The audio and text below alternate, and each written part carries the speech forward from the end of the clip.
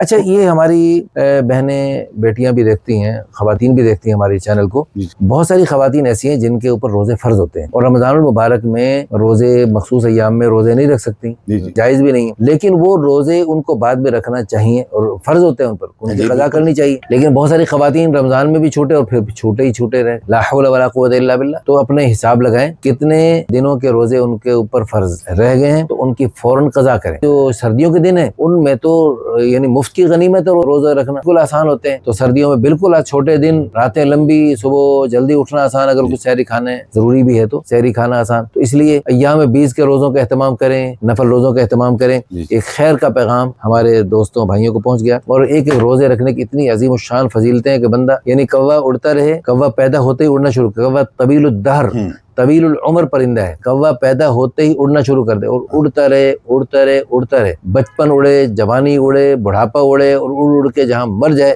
اللہ پاک اتنا جہنم سے دور فرما دیتے ہیں ایک روزہ نفلی روزہ رکھنے کی برکت۔ اور جن پر فرض ہیں وہ تو ضرور روزہ رکھیں۔ آج یہ جو ہے نا فضیلتیں ہمیں پتہ نہیں ہے، آج ہمیں دنیا کی رنگ برنگی چیزوں کا، روپے سونے چاندی کا، ڈالر پاؤنڈ کے قیمتوں کا پتہ ہے اور ان کی اہمیت کا پتہ ہے، لیکن ابھی تھوڑے دنوں میں ہماری آنکھیں کھلنے والی ہیں، تو آنکھیں کھلتے ہی لگ پتہ جائے گا کہ ہم کیا بیکار چیزوں میں ہم لگے ہوئے تھے۔ یعنی روزے اور ان نیک اعمال کے جو اجر و ثواب ہے ان کے مقابلے میں یہ کوڑا کباڑ ہے، دنیا کی ساری دنیا کی چیزیں، ساری کرنسیاں کوڑا کباڑ ہے، کچھ بھی کوئی حیثیت کوئی اوقات نہیں، مچھر کے پر سے بھی گھٹیا ہے دنیا، ساری دنیا سارے خزانوں سمیت مچھر کے پر سے گھٹی ہے۔ اللہ تعالیٰ ہم سب کو توفیق عطا فرمائے۔